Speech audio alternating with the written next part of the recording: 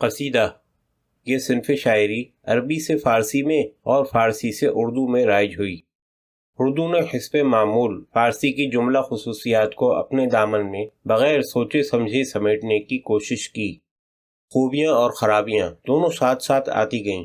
جس طرح فارسی شاعری کی ابتدائی عہد میں سادگی زیادہ ہے، اسی طرح اردو میں بھی پہل طرز بیان و خیال میں صفائی و سادگی سے کام لیا گیا ہے۔ فارسی نے قصیدہ کو مدحیہ شاعری تک محدود رکھا تھا، اردو نے بھی قریب یہی کیا۔ کبھی بزرگان دین کی مدح، کبھی عمرا کی تعریف، غرض قصیدے کی ساری زندگی تعریف کرتے کٹی۔ بہت کم ایسا ہوا ہے کہ صراط مستقیم سے اس کے قدم الگ پڑے ہوں۔ فارسی نے قصیدہ نگاری کے لیے جو اجزائے ترکیبی ضروری قرار دیے تھے، من و عن وہی اردو میں بھی باقی رہے۔ تشبیب، گریز، مدح، دعا، خاتمہ، سب کے سب اردو میں بھی ویسے ہی قصیدے کے لیے ضروری سمجھے گئے۔ ان اجزاء میں صرف تشبیب ایسی چیز تھی جس میں مختلف عنوانات قائم کیے جا سکتے تھے، باقی اور اجزاء مدح یا اسی کی ایک کڑی معلوم ہوتے ہیں۔ در حقیقت قصیدہ مدح کے لیے وقف ہو گیا تھا۔ اردو شاعری میں 90% سے زیادہ کسی نہ کسی کی تعریف ہی میں قصیدے کہے گئے، خواہ بزرگان دین کی مدح میں یا عمرا کی شان میں۔ اردو میں قصیدہ کا صرف مدحیہ شاعری تک محدود رہنا کوئی تعجب کی بات نہ تھی۔ جس زمانے میں قصیدہ گوئی کو فروغ ہوا، مغلیہ سلطنت دم توڑ رہی تھی۔ ولی بھی شمالی ہند میں آئے تو محمد شاہ کے دور میں، جو نہ اکبر و اورنگزیب کی طرح فتوحات کی ہنگامہ آرائی میں مصروف تھے، نہ جہانگیر و شاہجہاں کی طرح ہندوستان بھر کے مالک ہونے کی حیثیت سے علوم و فنون کی سرپرستی کر رہے تھے، اور اس دور کے بعد تو اور بھی انحطاط پائے تکمیل کو پہنچتا گیا۔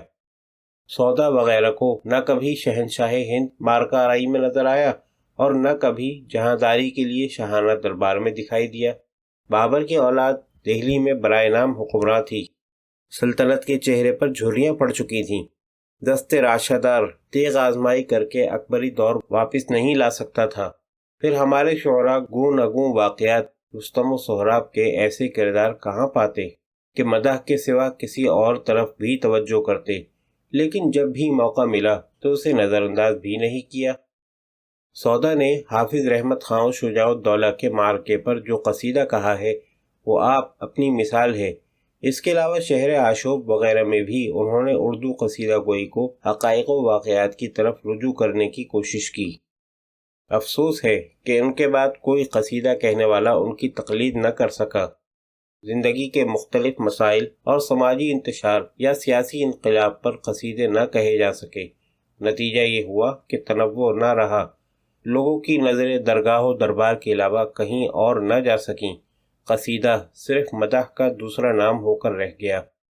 مغلیہ سلطنت سے ہندوستانیوں کو عام طور سے اور اردو شعراء کو خاص طور سے مختلف وجوہات کی بنا پر اتنی وابستگی تھی کہ مرہٹوں، انگریزوں اور دوسرے مغربی حکمرانوں کو وہ بادشاہ تسلیم کرنے پر فطرتاً تیار نہ تھے۔ ذہنی طور پر وہ یا تو ان لڑائیوں کو اہمیت نہیں دینا چاہتے تھے، یا ان مارکہ آرائیوں کو مشاہدہ نہ کرنے کی وجہ سے قصیدے میں جگہ دینے سے گریز کرتے رہے۔ بہرحال ہم دیکھتے ہیں کہ کوئی قصیدہ ایسا نہیں کہا گیا جو تاریخی واقعات پر مبنی ہو۔ اس کے ساتھ ساتھ اس کا بھی ملال ہے کہ سیاسی و اقتصادی انقلابات سے بھی قصیدہ گو شعراء نے منہ پھیر لیا۔ وہ سمجھتے تھے کہ مدح کرنے کے بعد ان کی شاعری کا فرض ختم ہو جاتا ہے۔ سودا کے بعد قصیدے کے صرف 2 خداوند رہ گئے تھے، ایک دربار اور دوسرا مذہب۔ دونوں کی خدمت وہ اپنا فرض منصبی سمجھتا تھا، لیکن جیسے جیسے دربار اور ان کے وقار کم ہوتے گئے، ویسے ہی قصیدے نے بھی ان کی خدمت سے کنارہ کشی کی۔ البتہ مذہب کی خدمت برابر کرتا رہا، کبھی کم کبھی زیادہ۔ اگر وہ سیاسی و سماجی خدمت کو بھی اپنا فرض سمجھتا تو یہ دونوں اس کی گرتی ہوئی دیوار کو سنبھال لیتے، بلکہ ایک وسیع دنیا اس کے دائرے میں آ جاتی اور ادب کا پورا حق ادا ہو جاتا۔ دور آخر میں البتہ منشی منیر نے اپنے ایک قصیدہ فریاد زندانی میں سن 1857 کے ہنگامہ خیز واقعات کو بڑی خوبی سے جگہ دی ہے۔ تشبیب میں زمانے کے اس انقلاب عظیم کو نظم کیا ہے جو ہندوستان میں سلطنتوں کی تبدیلی سے رونما ہوئے۔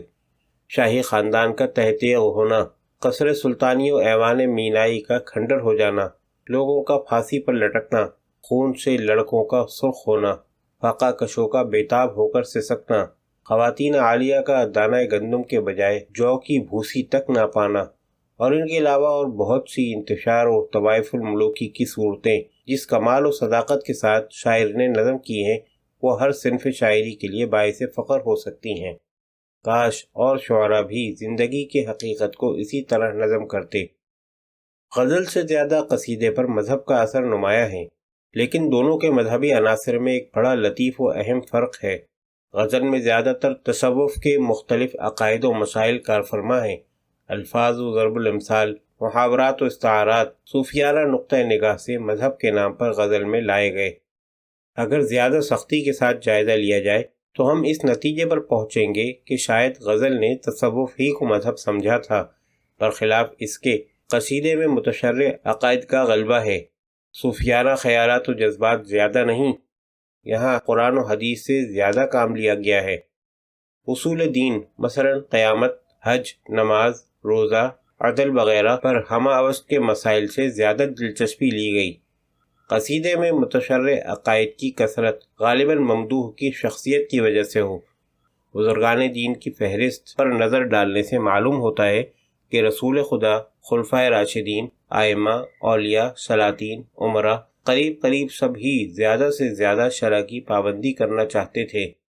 یہ لوگ اپنے کو محض عبد سمجھتے تھے، معبود کسی اور کو، لہذا ان کے سیرت و عقائد کا احترام کرتے ہوئے قصیدہ گویوں نے اپنی زیادہ توجہ متشرع عقائد پر رکھی، صوفیانہ خیالات سے حد الوسع بچنے کی کوشش کی۔